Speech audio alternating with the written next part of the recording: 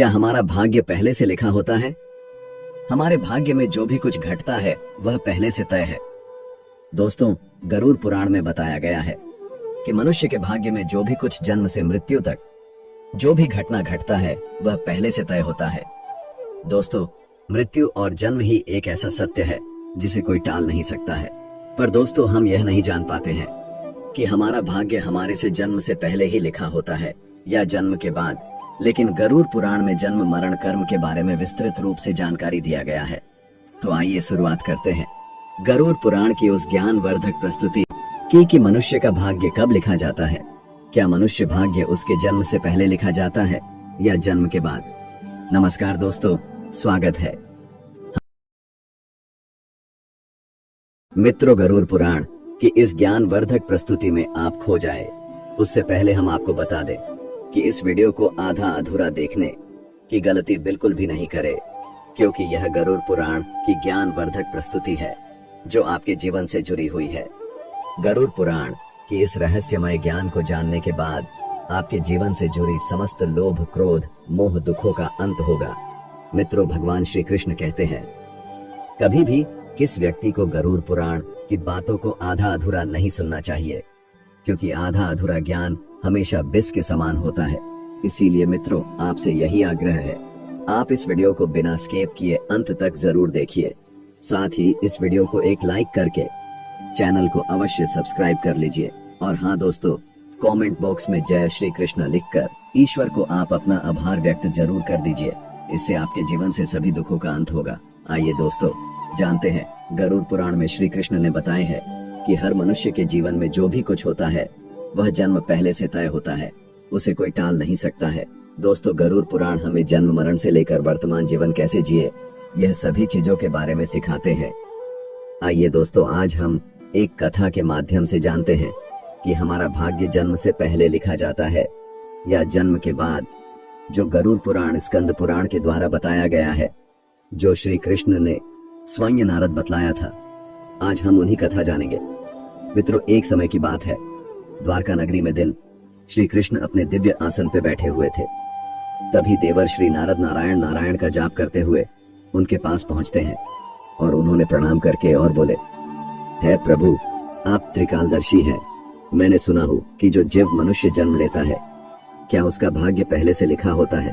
है प्रभु, मैं जानना चाहता हूँ कि मनुष्य के साथ जो कुछ घटना घटित होता है वह उसके जन्म से पहले तय होता है या वह पिछले जन्म का भोग भोगता है? क्या यह सत्य है या हम अपनी मेहनत और कर्मों से उसे बदल सकते हैं?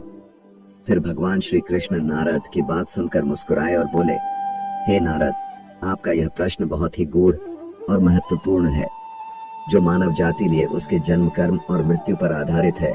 फिर कृष्ण बोले, हे नारद, मैं तुम्हें एक कथा सुनाता हूँ जो न तुम्हारे इस प्रश्न उत्तर देगी, बल्कि हर मनुष्य के लिए एक चेतावनी और प्रेरणा भी होगी। तुम इस कथा को पूरे ध्यान पूर्वक आखिरी तक सुनो।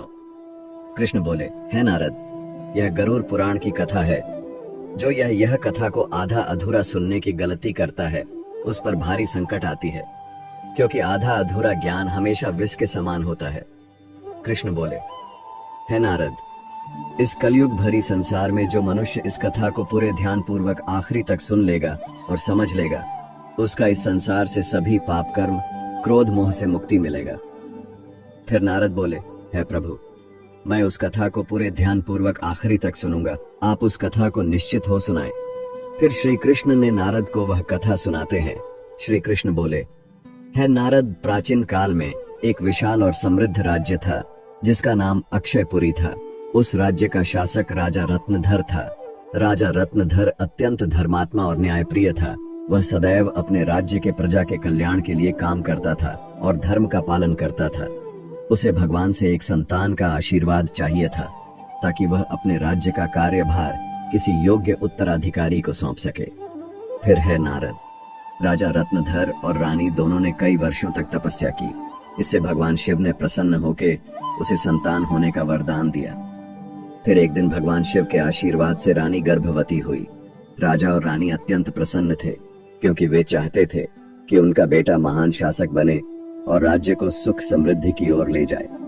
परंतु जब रानी ने बेटे को जन्म दिया तो वह बच्चा विकलांग और शारीरिक रूप से कमजोर था। उसके शरीर की हड्डियां टूटी हुई थीं और वह शारीरिक रूप से सक्षम नहीं था। राजा रत्नधर का दिल टूट गया। उसने भगवान से यह सवाल पूछा कि ऐसा क्यों हुआ। तब राजा रत्नधर ने भगवान श्री कृष्ण से मिलने का निर्णय लिया और उन्हें अपने दुखों को साझा करने के लिए वहां पहुंचे। राजा ने भगवान से पूछा, हे प्रभु, मैंने इतनी तपस्या की, यज्ञ किए, फिर भी मेरे बेटे का जन्म विकलांग क्यों हुआ? मैंने भगवान शिव से आशीर्वाद लिया था, लेकिन ऐसा क्यों हुआ? क्या यह मेरे भाग्य में पहले से लिखा हुआ था? फिर श्री कृष्ण मुस्कुराए और कहा, हे राजा, तुम सही कहते हो कि तुम्हारा पुत्र विकलांग जन्मा है। क्या तुम जानते हो कि तुम्हारे पुत्र का जन्म इस प्रकार क्यों हुआ है? यह तुम्हारे द्वारा किए गए पूर्व जन्मों के कर्मों का फल है। यह तुम्हारे पिछले जन्म के कर्मों का परिणाम है, जो तुम्हारे भाग्य में लिखा हुआ था। लेकिन इसका कारण यह नहीं है कि तुम्हारा भाग्य पहले से निर्धारित था। यह घटना तुम्हारे और तुम्हारे बेटे के कर्मों का फल है, जो उसके पिछले जन्मों से जुड़ा हुआ है। राजा ने आश्चर्यचकित होते हुए पूछा, हे प्रभु, क्या भाग्य वास्तव में पहले से लिखा होता है? श्री कृष्ण ने कहा, जन्म, मृत्यु और जीवन के उतार चढ़ाव पहले से निर्धारित होते हैं, लेकिन हम जो कर्म करते हैं वह हमारे भाग्य को बदल सकते हैं। जिस दिन तुम्हारे बेटे का जन्म हुआ था, उस दिन तुमने एक विशेष संतान का वरदान प्राप्त किया था, लेकिन उस संतान को चुनौतियां मिलना जरूरी था ताकि वह अपने जीवन में धैर्य, साहस और पराक्रम को विकसित कर सके। लेकिन उसका भविष्य केवल उस समय के कर्मों से नहीं होता है, बल्कि यह तुम्हारे पिछले जन्मों के कर्मों का परिणाम है। श्री कृष्ण ने राजा रत्नधर से कहा, हे राजन, भाग्य और कर्म में बहुत गहरा संबंध है। हमारे कर्म ही हमारे भाग्य का निर्माण करता है। यही कारण है कि हमें जीवन में अपने कर्मों को सदैव धर्म और सत्य के मार्ग पर रखना चाहिए। श्री कृष्ण ने कहा, हे राजन, जो कुछ भी तुम्हारे जीवन में घटित होता है वह तुम्हारे पिछले जन्म के कर्मों का परिणाम है। यदि तुम्हारा बेटा विकलांग जन्मा है तो यह उसकी आत्मा के पिछले जन्म के कर्मों का फल है। जब तुम एक पुण्य आत्मा के रूप में जन्म लेते हो तो तुम्हारे जीवन में कठिनाइयां और संघर्ष जरूर होंगे, क्योंकि इस दुनिया में हर आत्मा को कुछ न कुछ कष्ट भोगना पड़ता है ताकि वह अपने पिछले कर्मों को समाप्त कर सके। लेकिन याद रखो, तुम्हारे बेटे के जीवन में जो कठिनाई है वह उसकी परीक्षा है। यदि वह धैर्य और साहस से इन कठिनाइयों का सामना करता है तो वह अपने भाग्य को बदल सकता है। एक दिन वह वही कार्य करेगा जिसकी कल्पना तुमने अपने जीवन में की थी। मित्रों, फिर राजा रत्नधर ने पूछा, हे प्रभु, क्या मैं और मेरे पुत्र अपने भाग्य को बदल सकते हैं? श्री कृष्ण ने उत्तर दिया, बिल्कुल, तुम दोनों ही अपने भाग्य को बदल सकते हो। तुम्हारे बेटे के जन्म के समय जो विकलांगता थी वह उसके कर्मों का फल था, लेकिन उसका भविष्य तुम्हारे अच्छे कर्मों पर निर्भर करता है। यदि तुम उसे साहस, धैर्य और आत्मविश्वास से भर दोगे तो वह अपने भाग्य को बदल सकता है। तुम्हारे अच्छे कर्मों के परिणाम स्वरूप वह एक दिन महान बनेगा और राज्य का भार संभालने में सक्षम होगा। मित्रों, फिर भगवान श्री कृष्ण ने आगे कहा, भाग्य एक चक्र के समान है जो कर्मों के आधार पर घूमता रहता है। जब तुम अच्छे कर्म करते हो तो तुम अपने भाग्य को सुखमय बना सकते हो। फिर आगे श्री कृष्ण से राजा रत्नधर ने कहा, क्या भाग्य निश्चित रूप से पिछले कर्मों से जुड़ा होता है? श्री कृष्ण बोले, हाँ, लेकिन उसे बदलने की शक्ति तुम्हारे हाथों में है। यदि तुम अच्छे कर्म करते हो तो वह तुम्हारे भाग्य को भी सुधार सकते हो। साथ ही भक्ति, साधना और सेवा से भाग्य बदला जा सकता है। भगवान की भक्ति से ईश्वर को प्रसन्न करके हम अपने भाग्य को बदल सकते हैं। अगर तुम अपने पुत्र को साहस और आत्मविश्वास से जीवन के संघर्षों का सामना करने की शिक्षा दोगे तो वह अपने भाग्य को बदल सकता है। राजा रत्नधर ने भगवान श्री कृष्ण की बातों को पूरी तरह से आत्मसात किया और अपने पुत्र को शिक्षा देने का संकल्प लिया। उसने अपने पुत्र को कठिनाइयों के बावजूद साहस और विश्वास के साथ जीवन जीने की प्रेरणा दी। समय के साथ उस विकलांग पुत्र ने अपनी आत्मविश्वास और कठिनाई से लड़ते हुए समाज में महत्वपूर्ण स्थान प्राप्त किया। उसकी संघर्षशीलता और साहस ने राज्य में उसका सम्मान बढ़ाया। कृष्ण बोले, है नारद, तुम यह समझो कि भाग्य एक निरंतर प्रक्रिया है। जो कर्मों के आधार पर बदलती रहती है।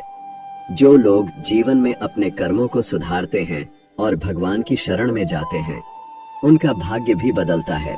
यह केवल कर्म ही नहीं है, बल्कि यह जीवन के संघर्षों और कर्मों का परिणाम है। मित्रों, फिर श्री कृष्ण ने नारद से कहा, यह कथा हमें यह सिखाती है कि जीवन में जो कुछ भी घटित होता है वह हमारे पिछले कर्मों का फल है। भाग्य और कर्म का कोई निश्चित प्रारूप नहीं है। हमारा कर्म हमारा भाग्य को बदल सकता है। मित्रों, गरुड़ पुराण हमें सिखाते हैं, यदि हम अच्छे कर्म करते हैं और सत्य की राह पे चलते हैं और ईश्वर के ध्यान करते हैं, तो हम अपने जीवन की दिशा बदल सकते हैं। फिर श्री कृष्ण ने नारद से कहा, है नारद, यह संसार कर्मों का दर्पण है। जो जैसा कर्म करेगा वह वैसा फल भोगेगा। मनुष्य को यह ध्यान रखना चाहिए कि माता पिता की सेवा, दूसरे की सहायता और ईश्वर का ध्यान ही सबसे बड़ा धर्म है। जो मनुष्य अपने पिछले जन्म में किसी के साथ पाप किया है, किसी को कष्ट दिया है, उसे न केवल नरक में भयानक यातना मिलती है, बल्कि वह जन्म जन्मांतर तक उस भोग भोगती है। लेकिन जो अपना कर्म सुधारता है वह इस चक्र से मुक्त हो सकता है, क्योंकि यह संसार एक अवसर है। धर्म, सेवा, सत्य ही मनुष्य का जीवन है। मनुष्य के यह समझना चाहिए कि मृत्यु के बाद के उसके अच्छे कर्म ही साथ जाते हैं। मित्रों, यह कथा हमें यह सिखाती है कि हमारे भाग्य पिछले कर्मों का फल है। हर पाप का दंड, हर पुण्य का फल निश्चित होता है। मनुष्य, तुम अपने कर्मों पर ध्यान दो, स्वार्थ, पाप और अहंकार को त्यागो, धर्म, सत्य और सेवा को अपनाओ, क्योंकि यही जीवन का सबसे बड़ा सत्य मार्ग है। मित्रों, श्री कृष्ण ने इस प्रकार नारद को गरुड़ पुराण के रहस्य को बताया। मित्रों, भाग्य निश्चित रूप से जन्म से पहले लिखा जाता है, लेकिन हम अपने जीवन के संघर्ष, सत्य, धर्म और ईश्वर की भक्ति से हम अपने भाग्य को बदल सकते हैं। मित्रों, गरुड़ पुराण में भाग्य का लेखा जोखा और कर्मों के बारे में उल्लेख मिलता है। पर दोस्तों, मनुष्य अपने कर्मों, संघर्ष और ईश्वर की भक्ति से हम अपने जीवन को बदल सकते हैं। मित्रों, गरुड़ पुराण हमें सिखाते हैं कि जीवन एक बोया हुआ खेत की तरह है। मनुष्य खेत में जो बीज बोते हैं वही फल मिलता प्राप्त होता है। उसी प्रकार मनुष्य अपने जीवन में जो कर्म करते हैं उसका अगले जन्म में उसी रूप से फल भोगता है। इसलिए दोस्तों, गरुड़ पुराण में श्री कृष्ण कहते हैं कि जब मनुष्य का जन्म होता है तो उसके पिछले कर्मों के आधार पर उसका भाग्य उसके जन्म से पहले लिखा जाता है, और उस मनुष्य के साथ वही होता है जो उसके जन्म से पहले उसके भाग्य में लिखा हुआ है, जिसे कोई टाल नहीं सकता है। परंतु सत्य, धर्म और सेवा से ईश्वर को प्रसन्न कर हम अपने भाग्य को बदल सकते हैं। हिंदू धर्म का सबसे बड़ा धर्म ग्रंथ गरुड़ पुराण है, जिसमें मनुष्य के जीवन, मृत्यु और भाग्य कर्मों के बारे विस्तार रूप से बताया गया है। यह पुराण हिंदू धर्म के 18 महापुराणों में से एक है, और इस पुराण में जन्म, मरण से पुनर्जन्म, कर्म और आत्मा के मार्ग के बारे में पूरे विस्तार से बताया गया है। दोस्तों, गरुड़ पुराण के अनुसार मनुष्य का भाग्य उसके पिछले कर्मों निर्भर करता है। गरुड़ पुराण, जो विष्णु पुराणों के प्रमुख ग्रंथ में से एक है, यह पुराण जीवन के रहस्यों और मानव के कर्म फल के बारे में बताया गया है। गरुड़ पुराण में श्री कृष्ण को साक्षात भगवान विष्णु के अवतार माने जाते हैं। दोस्तों, गरुड़ पुराण श्री कृष्ण कहते हैं, मनुष्य अपने जीवन में अच्छे कर्म और सत्य मार्ग पर चलकर ईश्वर को प्रसन्न कर हम अपने भाग्य में होने वाले घटना से बच सकते हैं और आने वाले भाग्य को हम बदल सकते हैं। मित्रों, गरुड़ पुराण में श्री कृष्ण ने मनुष्य को जीवन जीने के लिए 3 मुख्य उपदेश दिए हैं, जिन पे चल के हम अपने भाग्य के कर्मों को बदल सकते हैं। दोस्तों, आप इस वीडियो को अंत तक जरूर देखिए, क्योंकि यह सारी जानकारी गरुड़ पुराण के द्वारा बताया गया है। इस वीडियो को बीच में छोड़कर जाने की गलती बिल्कुल भी नहीं करे, इसलिए इस ज्ञानवर्धक प्रस्तुति को अंत तक जरूर देखिए। आइए जानते हैं। नंबर 1, अपने धर्म का पालन करना। मनुष्य का जन्म किसी खास उद्देश्य के लिए होता है। जो मनुष्य अपने पिछले जन्म पाप किया है, वह इस जन्म में भी उस पाप का भोग भोगता है, क्योंकि मनुष्य के जन्म से पहले उसका जन्म से मरण तक का भाग्य पहले तय होता है।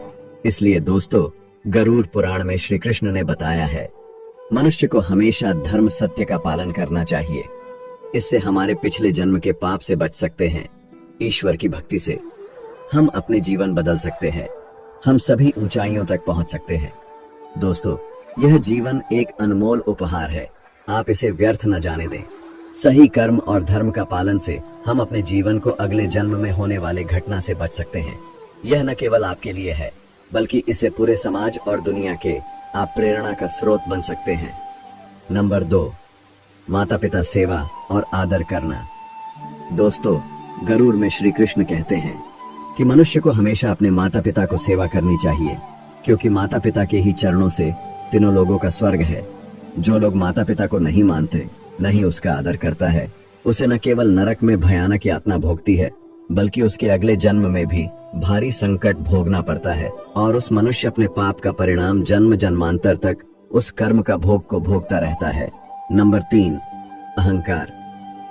दोस्तों, गरुड़ पुराण में श्री कृष्ण ने बताया है, मनुष्य सबसे बड़ा शत्रु उसके अहंकार होता है, जो मनुष्य को अपने कर्मों से दूर कर देता है। जिस मनुष्य के मन में अहंकार प्रवेश कर लेता, वह मनुष्य अपने जीवन को उस ओर के चला जाता है जहां उसे संकट के सिवा कुछ और नहीं मिल पाता है।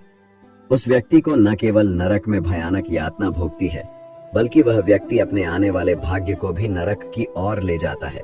इसलिए मनुष्य को हमेशा सत्य, धर्म और प्रेम की भावना रखना चाहिए। इससे वर्तमान जीवन और आने वाले भाग्य हमेशा खुशहाल रहे। मित्रों, गरुड़ पुराण हमें सिखाता है, यह जीवन हमारे कर्मों का फल है। यह ग्रंथ हमें यह समझने की प्रेरणा देता है, अपने जीवन से धर्म, सत्य, परोपकार का पालन करना ही सबसे बड़ा कर्तव्य है। आत्मा की मुक्ति और अगले जन्म उच्च योनि प्राप्त करने के लिए मनुष्य को अपने कर्मों को ध्यान रखना चाहिए। मित्रों, गरुड़ पुराण हिंदू धर्म के महान ग्रंथों में से एक।